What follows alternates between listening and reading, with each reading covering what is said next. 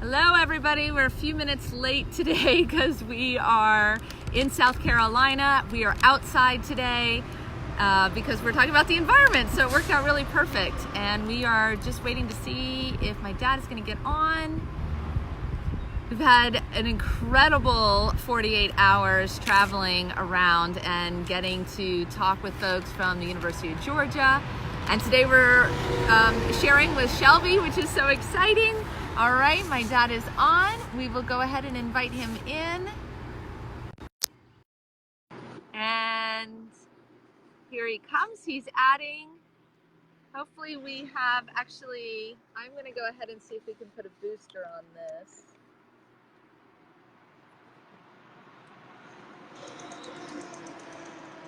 Well, maybe I don't have it with me. All right. Hey, Dad, how you doing? I'm doing all right. I hope this comes through okay because I'm over, at Paul's and the internet is down for some reason. So I'm running on LTE right now. So hopefully this will work. Well, we are in South Carolina outside off the side of the highway. So we also hope that we come through okay. You look okay to me so far. So how you doing, Shelby? All right, good. Well, we just have to all talk a little bit loudly. Yeah. We're joined today by Shelbi. Shelbi's joined us for these 48 hours.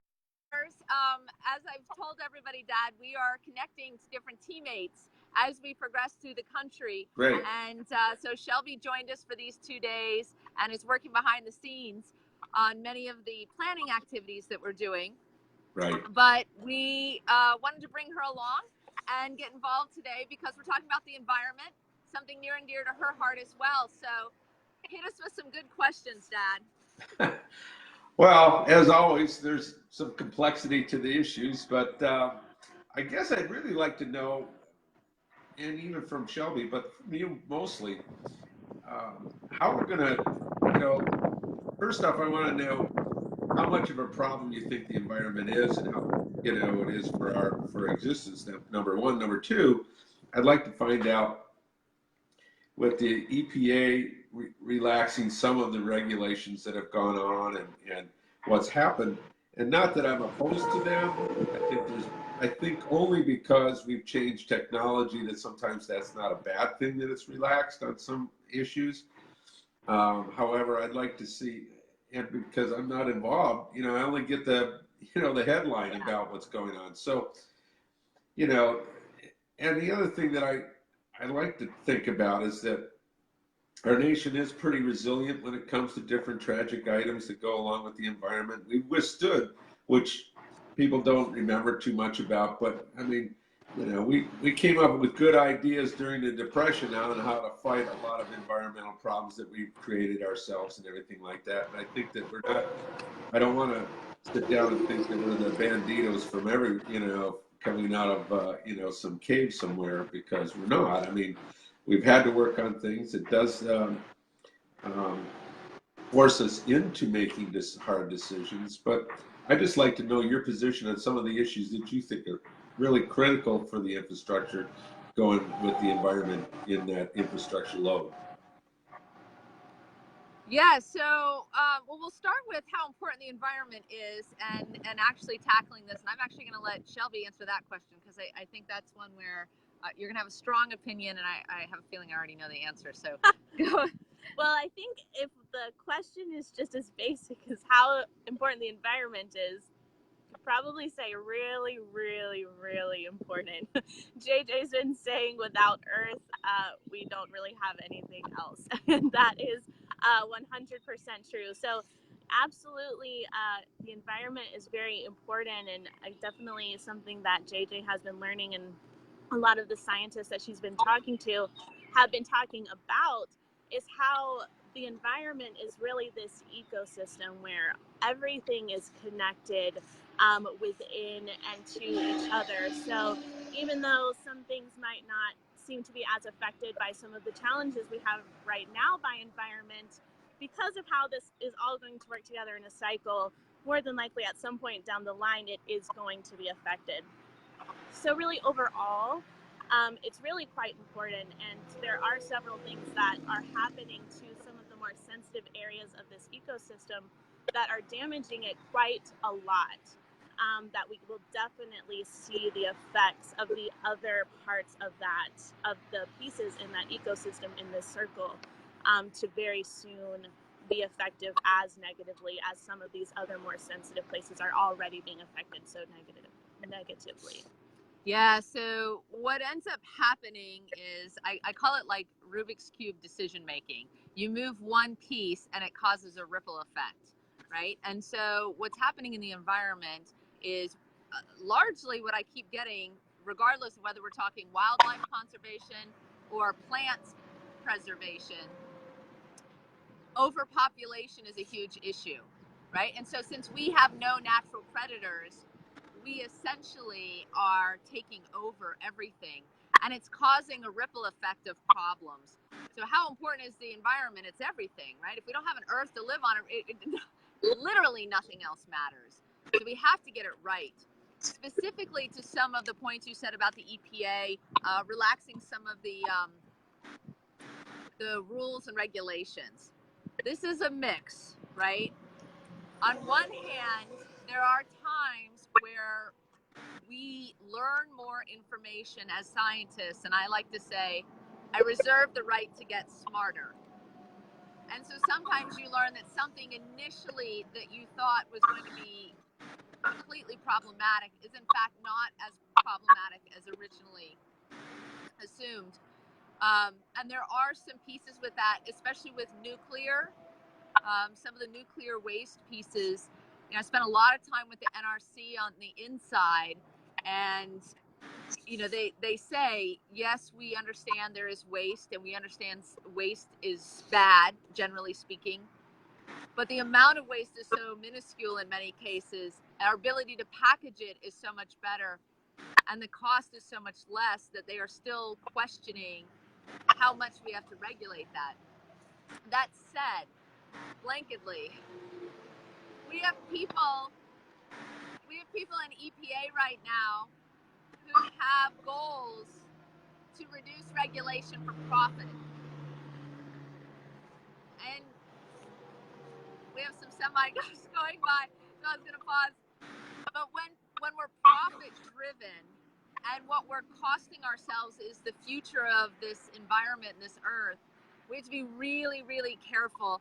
So rolling back regulation in EPA is something in my mind that should have massive consensus before it happens. So a number one blanket thing that we miss in government is having everybody at the table. Instead, what we have oftentimes are politicians who get into these political spaces and they make singular decisions. But they don't have the environmentalists at the table. They don't have the educators at the table. They don't have the people that are affected in the areas that need to be sitting at the table as well. So there's a process change that needs to happen where everybody comes together to make these decisions. And that allows us to make better recommendations that everyone buys into. Without getting really deep in the weeds of any one specific policy, it becomes difficult to speak blanketly because there are these nuances. But generally speaking, I hesitate a lot with this administration, who's running EPA, and the profit-driven goal. Those are big warning signs. Yeah, and that's a delicate trail, because even if they're all at the same table, you have those, you're going to still struggle in making decisions, and that's going to happen. I guess my bigger concern is not so much how we're doing it in the United States, it's how we're doing it globally. I think if, we say, I don't want to draw a conclusion here that our country is the only profit-driven country in the world, and that we're the only ones that are having sins. I think there's a lot of other countries that are creating even greater problems for the future, and also sinning at a much greater rate than we are, and seem to be unwilling to change as much as we do. However, one of the things that is the great changer, I think, in a civilization is the fact is that unfortunately, disaster has to happen, and then finally everybody reacts. It doesn't matter if it's putting helmets on a child, when they're riding the bicycle, or is it curtailing, carbon emissions out of power plants. Either one, you've got a bad ending somewhere along the line if you don't do something about it. I guess what I'd like to talk about on that issue, going forward with that, is the fact that how do you see the EPA and the manufacturing world, okay, actually coming to a middle ground? I know we want to sit down and everybody talks, but I can tell you, as well as I do, people do a lot of talking and nothing happens. And so I think we've made some strides, and very good strides, in doing some things, and we're improving on that, and rightfully so. I mean, without an environment, we're just a rock in the space and floating around a star somewhere. We're not. There isn't a whole lot going on. So, how do you see that table working? And in your experience out there with NATO or whatever, how do you see that working? I think it depends on which countries you're talking about. So in Europe, I think we have a lot of success, and it's not as difficult to convince folks. I think we have a harder time in the U.S. than we do in Europe. Africa can be more difficult because information simply doesn't get to them as easily as it does here, and they're in a state of trying to survive, and so these decisions just come down to basics. So it's just more challenging. When we talk about India and China, now we're into an enormous overpopulation problem, and also not as much control over individual choices. So there are some real challenges there, and this is why you have to work worldwide, but you also have to make it easy and clear what it is that people have to do. And so one of the questions I keep asking is, are we using straws or are we not using straws? I know that straws can create a problem if disposed improperly, if too many are used, etc. But how much of an impact are we actually making if we eradicate them? And those are the kinds of questions we need to be clear about, because it's not always clear in the environmental recommendations what it is that we need to be doing. And when it's not clear to scientists, it's definitely not clear to Congress, and it's definitely not clear then to the American people. So we've been trying to clarify those kinds of points with the different environmentalists that we're talking to, but also to think forward. So how do we work with the earth, right? It's not just what do you stop doing, it's also what do you start doing, or what you do more of. So that's what we'll be rolling out at the end of the month, is a national strategy. What at the individual level can you do? How do we need to work with the businesses? And then what do we need to do globally?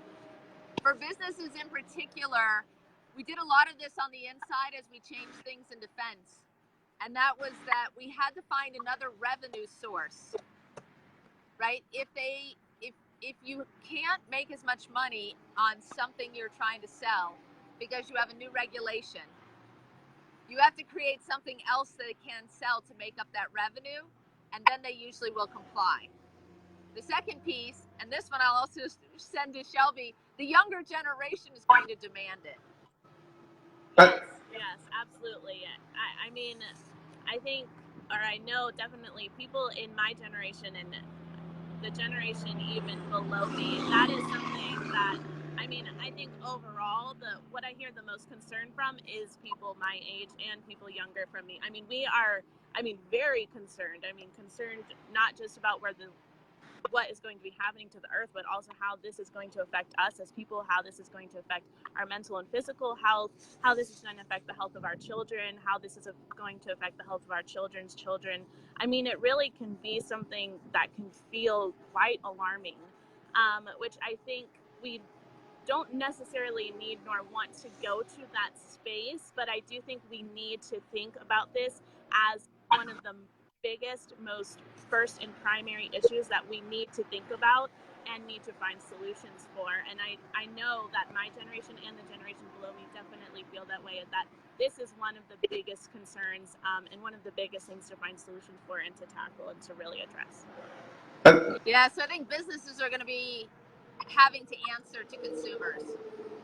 Well, I think here's where I think this is an important part is I think it's also important to create industries from our troubles.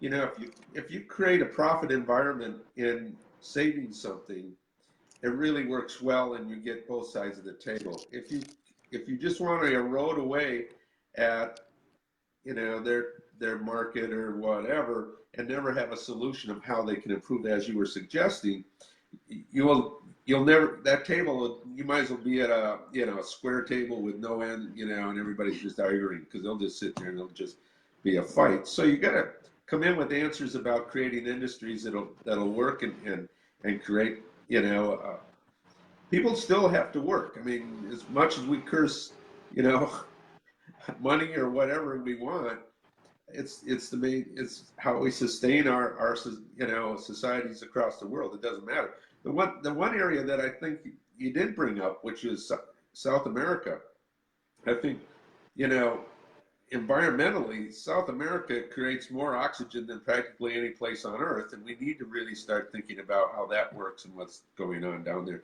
Plus, the Amazon is really the plethora of all going on, and especially in our hemisphere.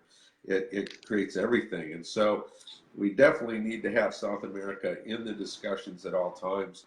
I think they are growing economically, quicker than, almost more than the Chinese. I mean, they are supplying and demanding a tremendous amount of stuff. Unfortunately, politically, they're very unstable down in that area, which is just the same as it is in Africa. So a little stronger society-wise, but everything else. But create industries so that somebody has to move from one to another. I mean, we're creating electric cars. They predict what? China is the fastest growing electric car manufacturer in the world right now. They're producing almost 50% of all electric cars going in.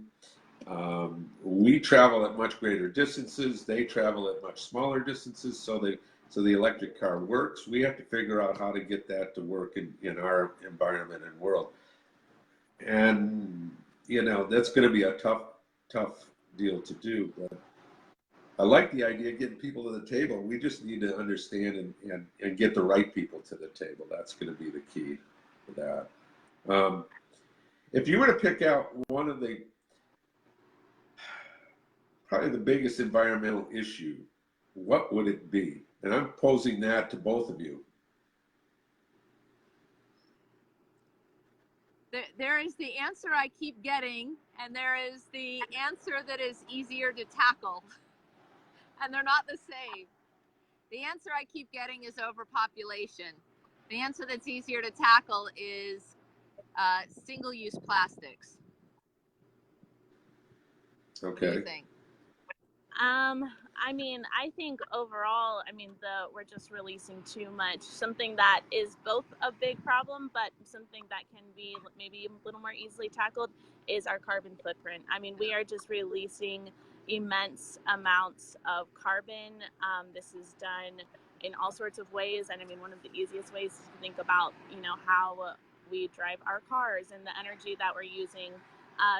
Moving to reusable, renewable energy is a vital step to help that. There are other things like the mass amounts of cow farming, like mass production of those types of things really, really contributes to the amount of carbon that's being released into the environment. So I think our carbon footprint is another thing, how we are getting rid of waste, how we reduce waste through landfills also releases a lot of carbon. So those types of things are things that I think are a little more manageable, things that we can tackle, things that many people have established a way to do this, to create a solution and to do this thing, but then we just get pushback from all sorts of other areas, but in political, through businesses, through corporations, and even just through, our general population. People feel hesitant to make these changes that seem very big, which is also very understandable, but we definitely have the method to do it. It just has to actually be done. Yeah, I think what we're going to have to see is a huge culture change, much like we saw with smoking. Right? We're just going to have to help people understand that it has to change. It just has to change. And so even though you don't necessarily want to, or you're used to things one way, the future, it's not going to tolerate our continued behavior. Yeah, and that's massive. That's the mission more so than anything. I think if we could take all the different cycles, and that's kind of what I wanted to make sure that we were talking is the fact is that we have to have a culture change. It's no different than losing weight. When you have to make a life decision to lose weight and change your lifestyle. I mean, if you think you're going to lose weight by eating 10 pounds of French fries and going to McDonald's and eating French fries all day, that's just not going to happen.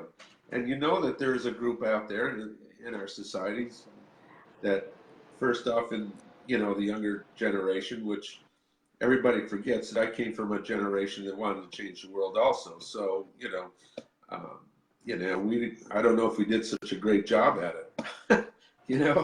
The 60s were quite challenging. So the fact is, but we have to make that decision about how we do it. We're going to have to get, and I keep going back, we're going to have to get industry and manufacturing or profit-driven world to buy in that it's actually profitable to them to do it and convince. I know there's tremendous amounts of ads, but until you get a generational change again, are you going to start to see some of that being taught? I mean, I think it goes like anything. We're not progressing it. Everybody thinks we're progressing. Well, we are progressing. They just don't see it. They don't think we are, but we really are. I mean, we've gone tons past where we were even 50 years ago as far as cutting down on carbon emissions with a population that's almost doubled itself just in the United States in that same period of time. I think that's pretty remarkable, and I think it's also quite admirable that we have done that. And I think that as you see that those generations continue to come along, they're going to continue to work hard to do that. I think what we're doing here, though, is people think that the sands of the hourglass are running out and that all of a sudden the planet's going to die because in the next 50 years and nobody's going to be here. I don't believe that's going to happen. I don't have any idea. I think there's much greater threats than the atmosphere that's going to kill us. I think it's just other humans, okay, at a certain place. But the fact is, if we give ourselves the time and make the energy, I think all that'll take place. Humans do progress. I mean, we finally got away from just figuring out the wheel. Okay, we figured out how to have fire. We figured out how to have wheel, and we got to this point. So we're going to figure it out. It's just when. It's not so much if. I believe it's when it's going to happen. And sure, we'd like to see it tomorrow, but that's not being realistic in the whole thing. So just keep up the hard work on doing it and what we're going to do. What else on environment besides? I mean, I guess power source is a big question. Which power source does everybody feel is the power source we're going to have to go to?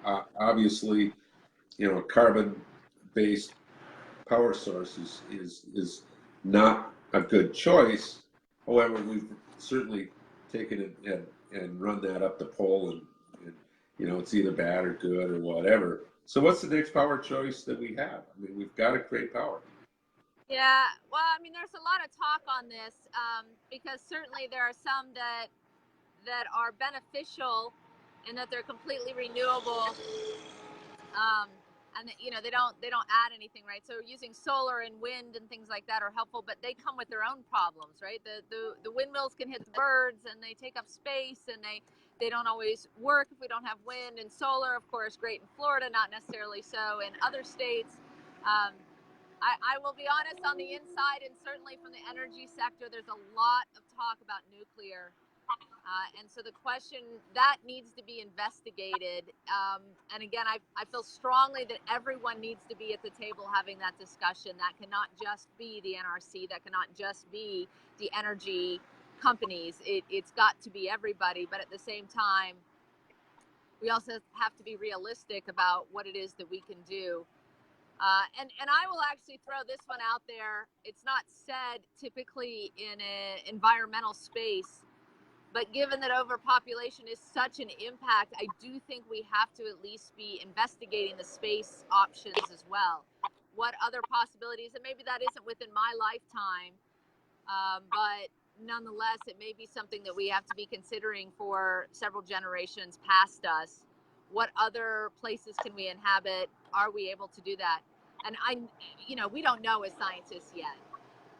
We may not be able to today, but I'm sure that 100 years ago, they had no expectation we'd be having these conversations either. So, what we can imagine 100 years from now, I think we do have to investigate and certainly make some informed decisions on alternative living options and capabilities.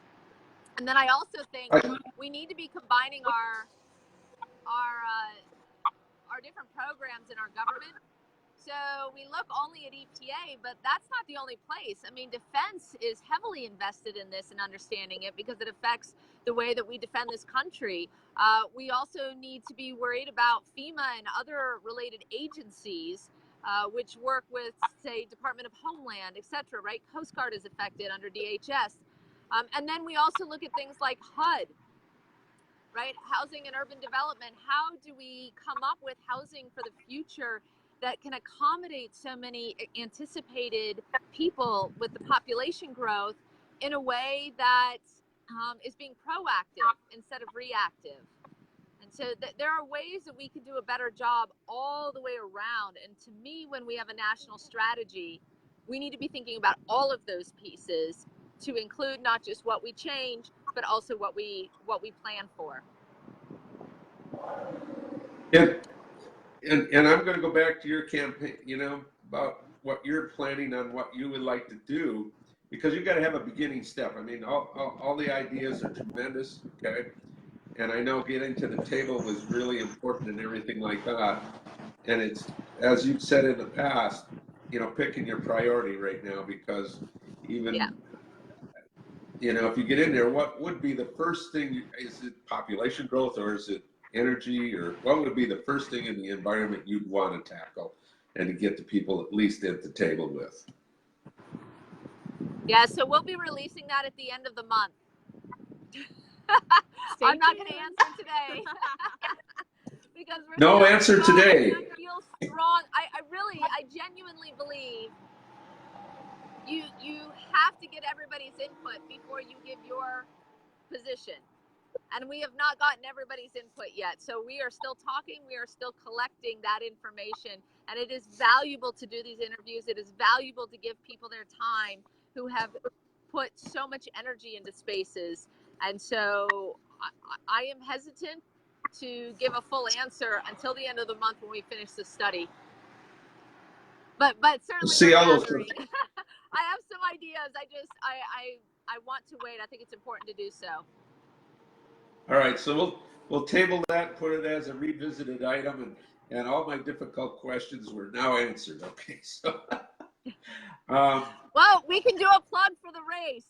So at the end of the month, on June 30th, we will be doing a virtual race, and we will be rolling out our national strategy. We will be sharing it like a podcast, so you can walk, you can roll, you can run on your own time with us and listen to what it is that we are going to recommend, how we're going to structure it. But I can tell you a couple things. Number one, it's going to be proactive. So it will look at both immediate, 5-year and 20 years out. It will include other agencies, not just EPA, although that'll be a focus, right, obviously. And it will be stratified by individuals, businesses, and international. You must include the international piece. we cannot do this alone. And that does mean we have to be global teammates, not just in control of everything, right? We have to work with other countries, even those we don't always like or agree with. And in some cases are our enemies, but everybody has to come together for the earth. Right. All right. Well, if I ask any more questions, I'll probably just be making redundant on what you just said, so I don't really want to go on that. What's your next stop? We leave today for Asheville, and we'll be meeting with an author and environmentalist who is looking at how to utilize all of plants and personal gardens to be able to be self-sufficient. So we'll be doing an interview in a couple of hours, and then he will be doing a full talk, and we'll be capturing that as well later today. So this is very much at the individual level that we'll be focusing. Okay. How's everything else going? Did you get your trailer? Did Rob get the trailer repaired? No, he hasn't gotten it repaired. He's still working on it. But we've come up with some in-between solutions, so that's been good. And I would say everything's going really well. It was great to have Shelbi come along with us because normally she's in the background, but today she was able to join us for the last 48 hours. So you want to give them, the 30-second wrap of what you kind of saw and yeah, well, we talked this morning at coffee. I mean, I think the best way to describe it is this is the Ready Nation tour in the Ready Nation RV. I mean, this RV is equipped with everything and anything we could possibly need. So it was great just getting to be a part of it, getting to be involved in some of the talks, getting to meet with some of the folks, getting to sleep in my bunk bed in the RV was the highlight. So it's been a great time. I'm so glad I got to join. I'm so glad I got to talk with you today, Hank. Great. Wow, it was good talking to you too. I was, I think our talks are getting more publicized. I think there's more people who are watching, and I think that's important.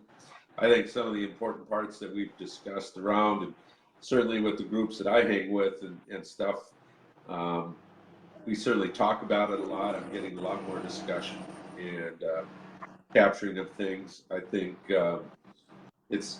I hope that the recognition that you actually wanted to receive with taking the trip and the tour, hopefully it's starting to show some results and get some things that are positive for you and the crew, because it's a lot of work. I mean, that's all everybody says to me. Everybody just We're goes, running about 18-hour is she days. crazy? I still think the quote at the end of the article from the Sentinel, where the Timothy Leary put it, "Nuts is in, crazy's in," I thought it was pretty apropos. We like to think this is good work. This is necessary work and positive work, and we are starting to get more press. So I've got another interview on Friday, and so there will be more articles coming out. And you can check on our website and see we have a press page now that is starting to get filled up. So keep When you following. say on your website, are you talking about the Facebook Team JJ USA? No, the website is teamjjusa.com. Okay. So we'll go there. Facebook is its own entity. Okay, and I think that's one thing that we need to promote. I know we're campaigning within our discussion time here, but I think it's applicable, because I think we need to really promote the website and get people to start looking at it. When I talk to them, that's one of the things that's easy for them to get to and do. So I'll start pushing that a lot harder, a lot more. It takes time to build up each page. So there is a lot in the background that isn't seen, that is being implemented. And so we're working towards getting that into we started with one front page. Now I think we have 6 pages. And they're continuing to get more and more information. Things that have just been added are going to be a press page. Our top 10 solutions, those ideas are up. And what's coming next is to fill out where we're going to be. We do have the rough cities, but we don't have all the schedules up. And then after that, you'll start seeing merchandise and T-shirts, and also a lot more information about what we are coming up with for national strategies. Good. Good, because So it's coming. There's more and more to be had. Just all takes right, time. right. No, I know it takes time. I just, as we continue this journey, I just want to make sure that we're, I'm helping in that fashion. I think the folks who are helping, and I keep mentioning Mary's brother Gary, but Gary is just he just can't get enough of you at this point. So reach out when you get out west, because he's got more contacts out there than you can believe. I mean, he is. And he's very enthusiastic. I think he really likes what's going on, and we text back and forth and email back and forth, and so it's good exposure from a West Coast standpoint. So he's a good. Well, I look forward to getting to meet him in person. So we'll have to make sure we do a meetup when we get there. All right. But certainly we appreciate the support. All right, Dad, we're out. We'll see you later. All right. Good luck.